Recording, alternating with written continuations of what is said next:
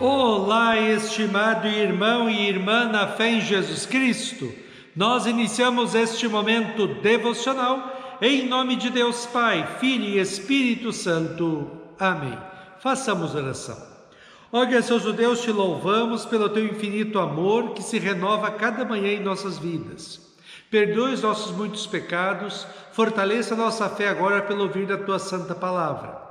Envia teu Espírito Santo para estar conosco. Isso te pedimos e agradecemos em nome de Jesus Cristo, teu Filho, nosso Senhor e Salvador. Amém. Que a graça, a paz e o amor daquele que veio, daquele que vem e daquele que virá em glória, Jesus Cristo, nosso Senhor e Salvador, permaneça hoje para sempre com todos vocês. Amém. Queremos meditar na carta de Hebreus, capítulo 1, versículos 5 a 14, que diz assim: Pois Deus nunca disse a nenhum dos seus anjos, você é meu filho, hoje eu me tornei o seu pai. E também não disse a respeito de nenhum anjo, eu serei o pai dele e ele será o meu filho. Porém, quando Deus enviou ao mundo o seu primeiro filho, Jesus Cristo, ele disse que todos os anjos de Deus o adorem. A respeito dos anjos, Deus disse: Deus faz com que os seus anjos se tornem ventos e os seus servidores chamas de fogo. Mas a respeito do Filho, ele disse: O teu reino, ó Deus, vai durar para todo sempre, tu governarás o teu povo com justiça. Tu amas o bem e odeias o mal. Foi por isso que Deus, o teu Deus, te escolheu e te deu a alegria de receber uma honra muito maior do que a dos teus companheiros. E as Escrituras também dizem: Tu, Senhor, no começo criaste a terra e com as tuas próprias mãos fizeste os céus. A terra e os céus vão acabar, mas tu viverás para sempre. Eles ficarão velhos como roupa, tu os dobrarás como se dobra um casaco, e serão trocados como se troca de roupa. Mas tu és o mesmo, sempre o mesmo, e a tua vida não tem fim.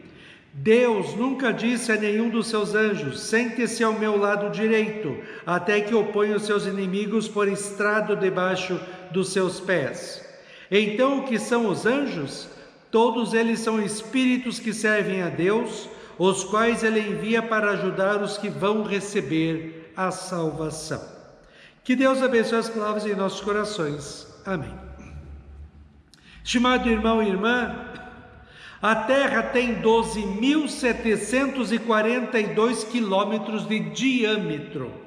O Sol tem 1.392.700 quilômetros de diâmetro.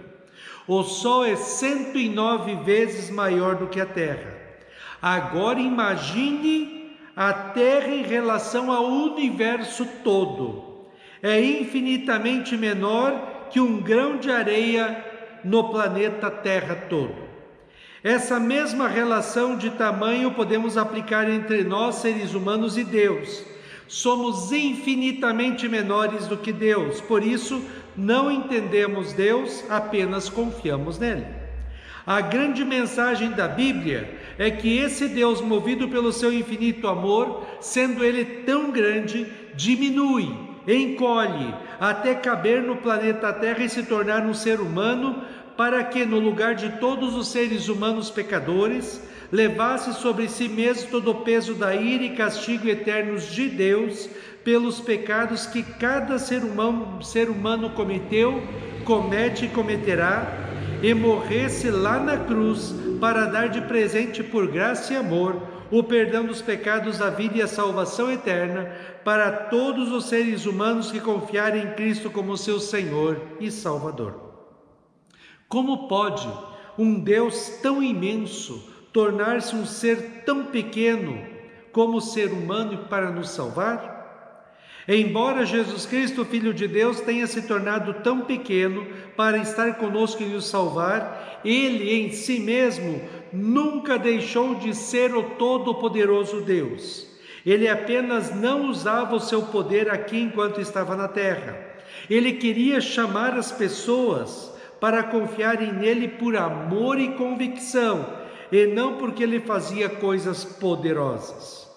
O autor de Hebreus está falando para cristãos que vieram do judaísmo e quer mostrar claramente pelo Antigo Testamento que Jesus Cristo é o cumprimento das promessas feitas da vinda do Salvador.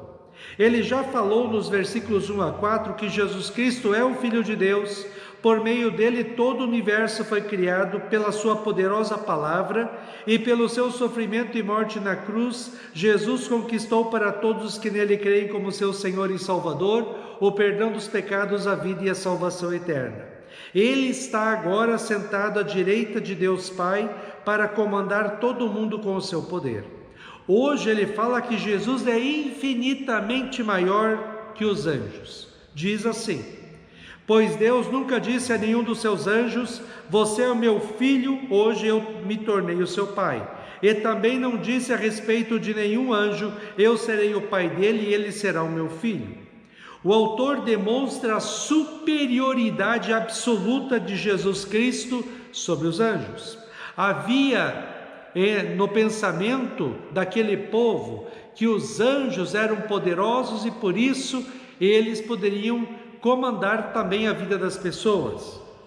E aqui então o autor de Hebreus diz que é Jesus Cristo, todo-poderoso Deus, que está no controle de todas as coisas. Neste texto o autor conecta 7 citações do Antigo Testamento para construir uma estrutura argumentativa sólida para mostrar que Jesus Cristo é o todo-poderoso Filho de Deus.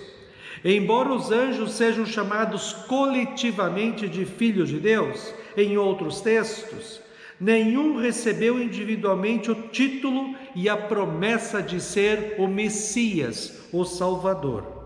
O autor cita o Salmo 2:7, assim: tu és meu filho, eu hoje te gerei. No contexto original referia-se à entronização do rei Davi.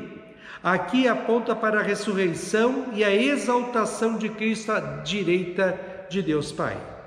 Também cita 2 Samuel 7,14: eu lhe serei por pai e ele me será por filho. Reforça a relação íntima e hereditária que nenhum anjo possui, somente Jesus Cristo, o único e verdadeiro Filho de Deus. Há uma distinção entre geração eterna do Filho, divindade de Jesus, e a sua exaltação na ressurreição. Enquanto os anjos são servos, Cristo é o herdeiro do Pai. Você sabe, estimado irmão e irmã, qual a diferença entre ser gerado ou filho e ser criado ou criatura? Ser gerado ou ser filho é ser alguém da mesma substância, da mesma natureza de quem o gerou.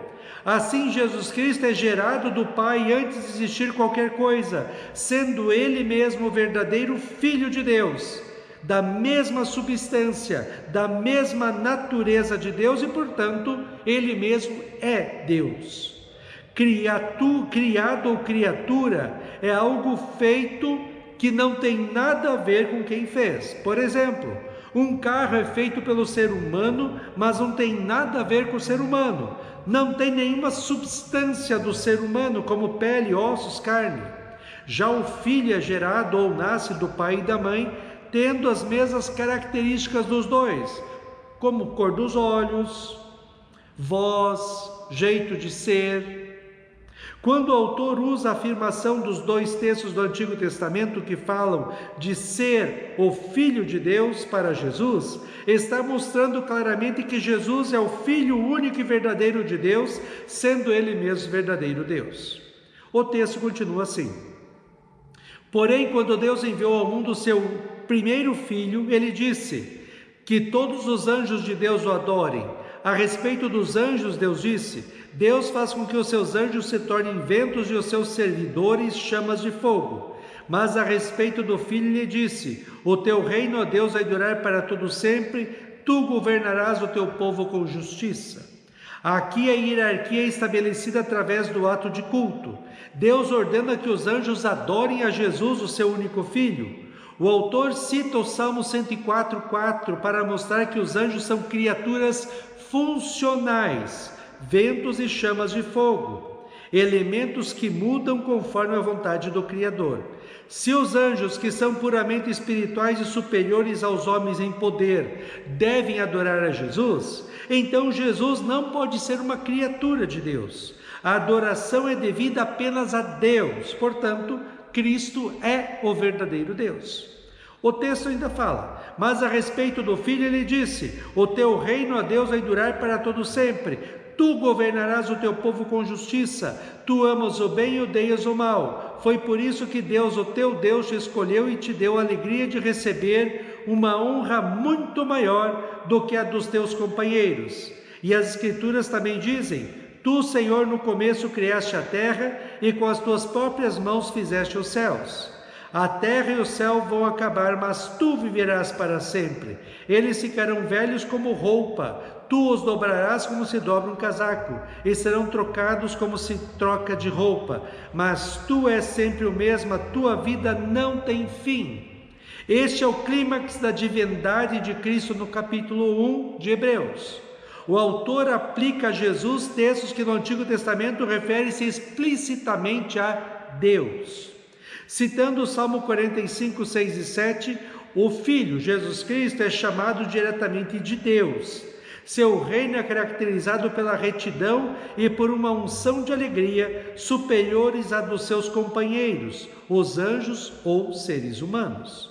Utilizando o Salmo 102, 25 a 27, o autor atribui a Jesus a criação do universo, enquanto o cosmo envelhece como uma veste, Cristo permanece o mesmo. Finalmente ele diz: Deus nunca disse a nenhum dos seus anjos: sente-se do meu lado direito até que eu ponha os teus inimigos por estrado debaixo dos seus pés. Então o que são os anjos? Todos eles são espíritos que servem a Deus, os quais ele envia para ajudar os que vão receber a salvação. Este capítulo encerra retornando ao tema da entronização de Jesus, estabelecendo a função final de cada grupo. Citando o Salmo 110, 1, o autor destaca que Deus nunca disse a um anjo: assenta-te à minha direita. A direita é o lugar de autoridade e governo compartilhado. O verso 14 define a ontologia evangélica. Eles não são governantes, mas espíritos ministradores que estão a serviço, enviados para servir aqueles que herdarão a salvação. Direita de Deus não é o local geográfico no céu, mas é o exercício do poder onipresente de Deus. Cristo senta-se à direita significa que em sua humanidade ele agora governa todas as coisas. Os anjos permanecem em pé, na posição de serviço, enquanto o Filho senta-se, posição de soberania e repouso após a obra redentora. Estimado irmão e irmã, talvez você se pergunte: mas para que Deus deixou este texto na Bíblia? Nós sabemos e cremos que Jesus Cristo é o Filho unigênito de Deus, nosso Senhor e Salvador, que governa tudo e está sempre conosco, nos amparando, protegendo e abençoando. Precisamos ver que naquela época o povo não tinha toda essa certeza, pois eles nem tinham ainda a Bíblia como nós a temos. A fé deles era muito pequena e precisavam desses textos para fundamentarem a fé diante da perseguição que sofriam. Para nós cristãos, esse texto muito importante foi deixado por Deus para nos dar maior certeza e alegria. Temos um Senhor e Salvador, o Filho de Deus, que sofreu na cruz pelos nossos pecados, morreu, ressuscitou, subiu aos céus e está governando e dirigindo o mundo todo e as nossas vidas. Podemos enfrentar tudo o que vier pela frente, de bom ou de ruim, sabendo que o Senhor é o nosso bom pastor e nada nos faltará. Podemos passar por este mundo, tendo a esperança de que um dia estaremos com Cristo no céu. Este texto nos ajuda a termos mais firmeza e segurança no que diz o Salmo 37, 5. Entregue sua vida ao Senhor, confie nele e o mais ele fará.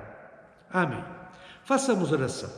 Ó Senhor nosso Deus, nós te louvamos porque Jesus Cristo, teu Filho, veio ao mundo para nos salvar e hoje está controlando todas as coisas, nossas vidas também.